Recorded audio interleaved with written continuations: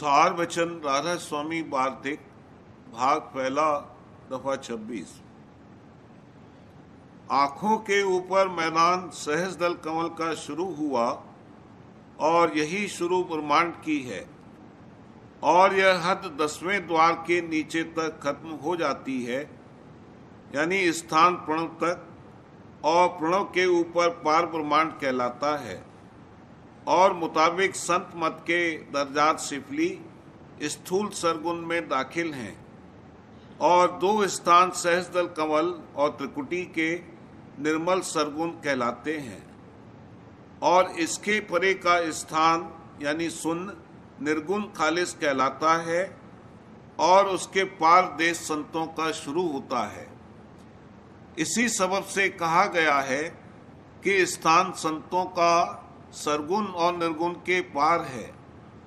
और यही सबब है कि कृष्ण महाराज ने अर्जुन को उपदेश किया कि वेदों की हद से कि वह त्रिगुणात्मक यानी सरगुण है पार हो तब असल मुकाम पावेगा। और भेद और कैफियत रचना वगैरह की और जो शक्ति और कुदरत के इन सब स्थानों में रखी गई है बहुत से बहुत है। यह सब हाल सच्चे अभ्यासी को सद्गुरु पूरे से मालूम होगा और अपने अभ्यास के वक्त वह आप देखता जावेगा। दफा 27। अब इस बात को जाहिर करना जरूर है कि जब पिछले साध और जोगेश्वर और महात्माओं ने देखा कि भेद स्थान उल्वी यानी आसमानी का बहुत बारीक है, हरेक की ताकत उसके समझने की नहीं है और अभ्यास भी उसका प्राणायाम के वसीले से बहुत कठिन है, खासकर पिछले वक्त में, जबकि सिवाय ब्राह्मणों के और किसी कौम को हुक्म मजहबी किताबों के पढ़ने का नहीं था, तब उन्होंने अव्वल भेद सिर्फ स्थान सिफली का प्रकट किया और भेद स्थान उल्वी को गुप्त रखा। इस मतलब से कि रफ्ते रफ्ते जैसे अभ्यासी चढ़ता जावेगा वैसे ही आगे का भेद उसको जताया जावेगा। पर यह मार्ग और उसका अभ्यास इस कदर थक गया कि अभ्यासी स्थान सिफली के भी बहुत कम मिले। फिर रफ्ते रफ्ते उस वक्त के बुजुर्गों ने मसलहत वक्त समझकर कुल जीवों को, जो कि बिल्कुल मूर्ख और अनजान थे, अवतारों और देवताओं वगैरह की बाहर मुखी पूजा में लगाया, इस ख्याल से कि यह नाम और रूप जो असल में अंतरी मुकामों के थे, याद करके उनकी धारणा अव्वल बाहर मुखी करें और फिर अंतर में लगें। पर आम लोगों से यह काम भी दुरुस्त और पूरा न बना। तब बाजे प्रेमियों ने वास्ते आसानी अभ्यास के बाजे अवतार और देवता दर्जे आला की मूरत ध्यान करने के लिए और सुरत और दृष्टि ठहराने के वास्ते बनाई। मगर रोजगारियों ने इस मौके को अपने मुफीद मतलब देखकर मंदिर और मूर्तें बड़े बड़े अवतार और देवताओं की धन वालों को तरगीब देकर यानी बहला और फुसला कर बनवानी शुरू की और अपने रोजगार के लिए उनकी पूजा बहुत जोर और शोर के साथ जारी कराई और पुरानी किताबों को, जिनमें अभ्यास और उपासना का भेद लिखा था, गुप्त करना शुरू किया। इसी तरह पर आहिस्ता आहिस्ता पूजा अवतार और देवताओं की मूर्तों की आम जारी हो गई। और हाल यह है कि ऐसी पूजा करने में किसी को कुछ तकलीफ नहीं होती, हर एक शख्स आसानी से कर सकता है।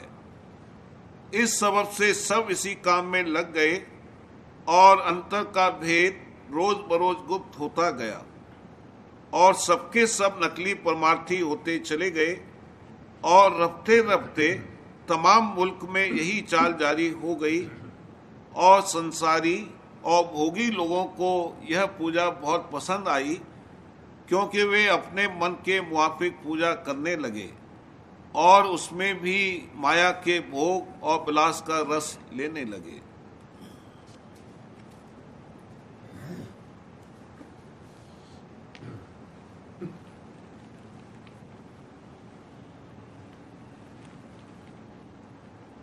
वचन महाराज साहब, वचन 109।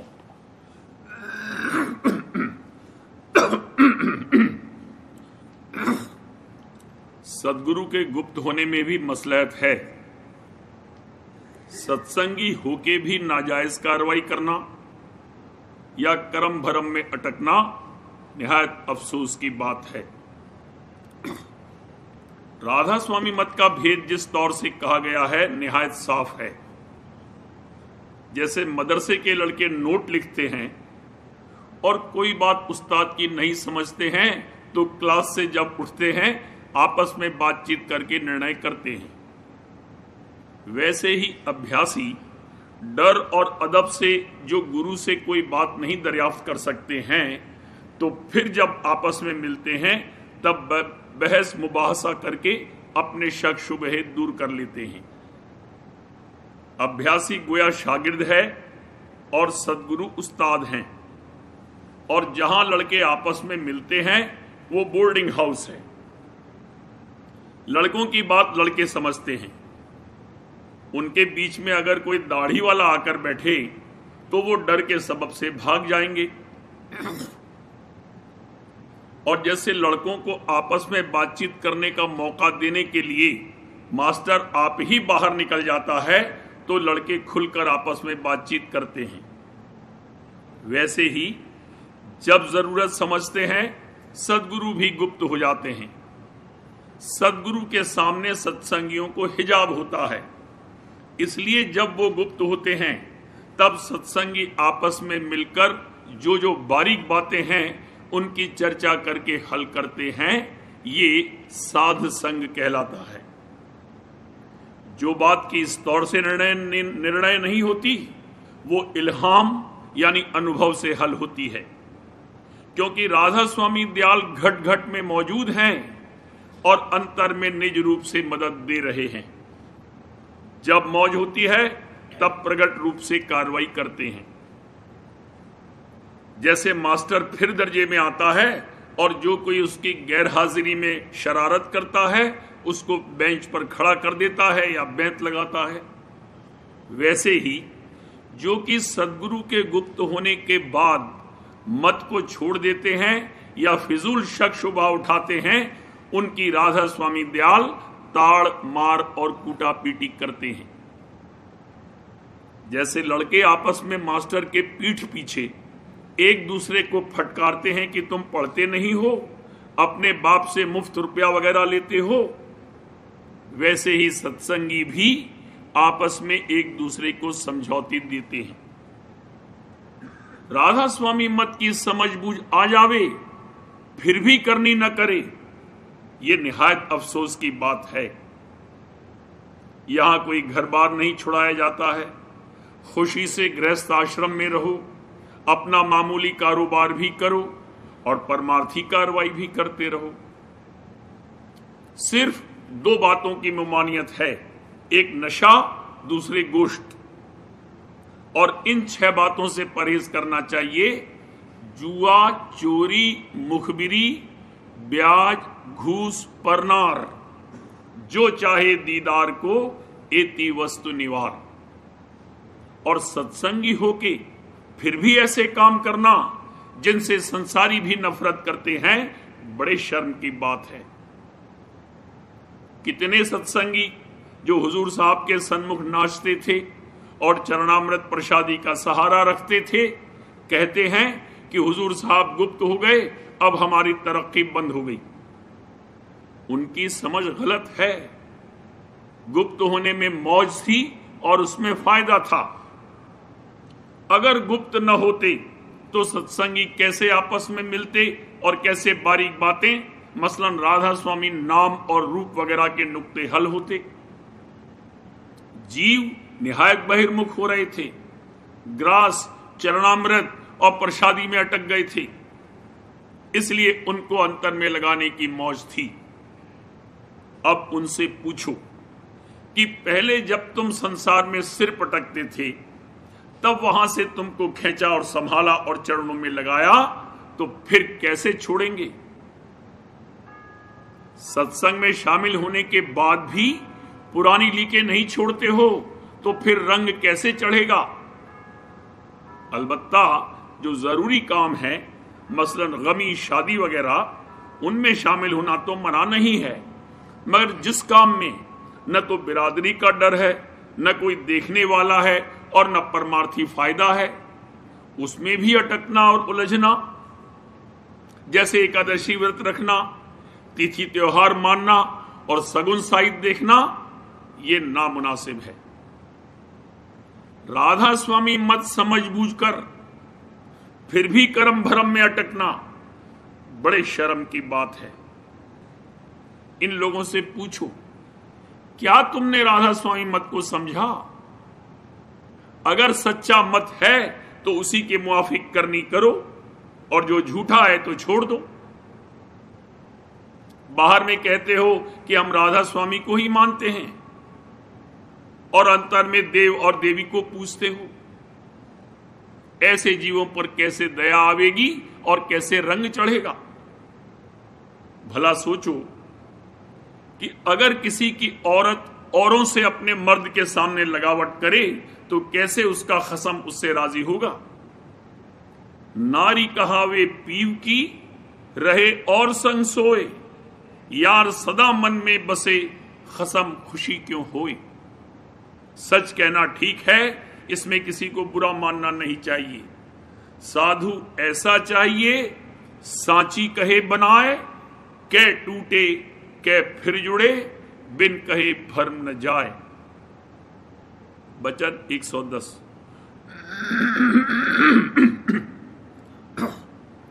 जहां आपा यानी ख्याल और चाह है, वहां मौज की गुंजाइश नहीं है। जिसमें जैसा नक्श और ख्याल है, वैसी उसकी कार्रवाई होती है और उसी अनुसार उसके संगी साथी होते हैं। मसलन चोर है, ख्याल भी उसके चोरी के और संगी साथी भी चोर ही होते हैं।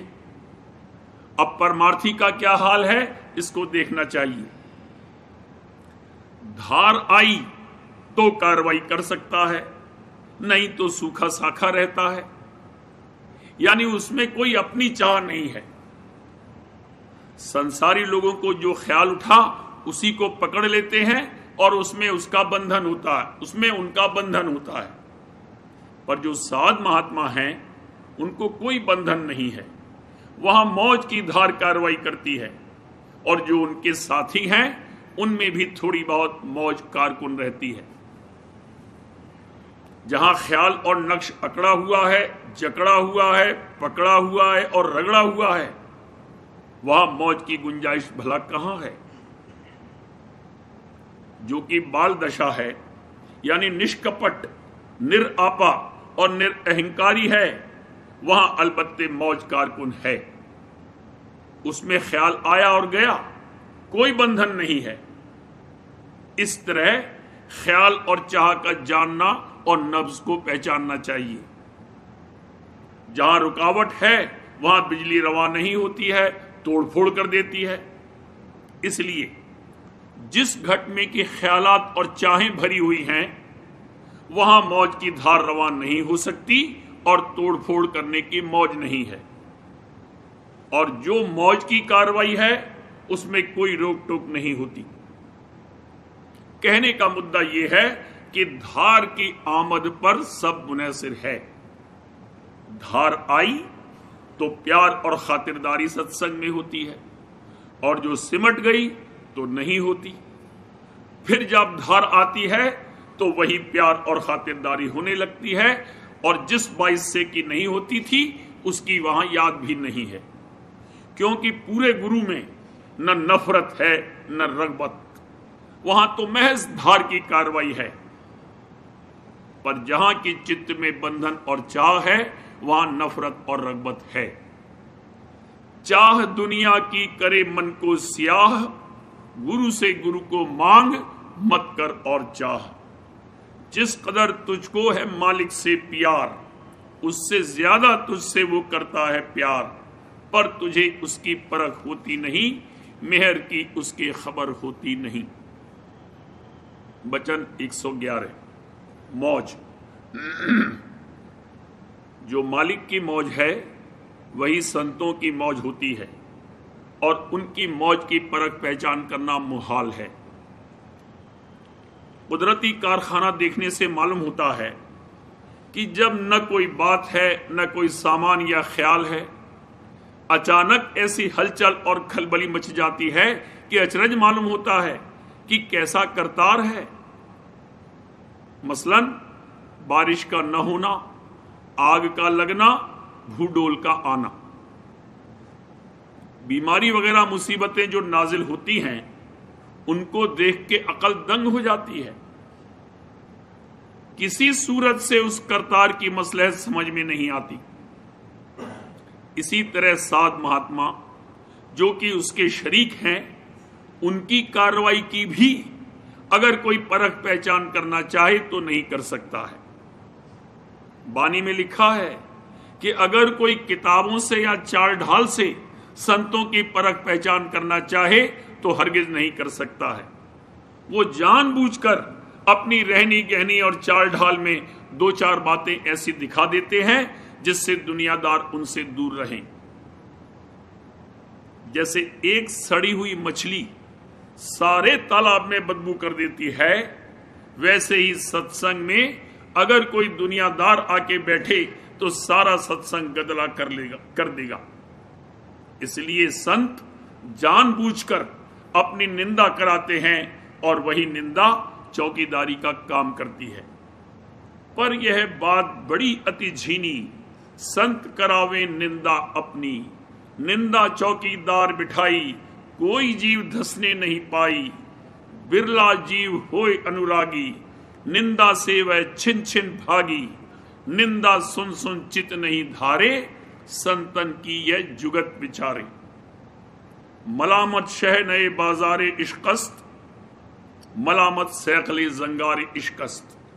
और भी कहा है, दरे दरवेश रा दरवा न बायद, बिबायत ता सगे दुनिया न आयद।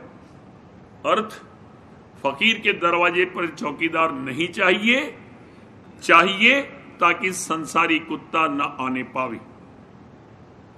किस मसलहत और मौज से मालिक और संत कार्रवाई करते हैं उसकी पहचान कोई नहीं कर सकता है। जब तक कि मन बुद्धि के स्थान पर बैठा हुआ है, मौज को समझना नामुमकिन है। भेद मोहि गुप्त दिया जब ही, हरे मेरे मन बुद्धि तब ही। पहले जिसने अपना घर दीन्हा उजाड़, पाई फिर गुरु प्रेम की दौलत अपार। गुरु उल्टी बात बताई, मूर्खता खूब सिखाई।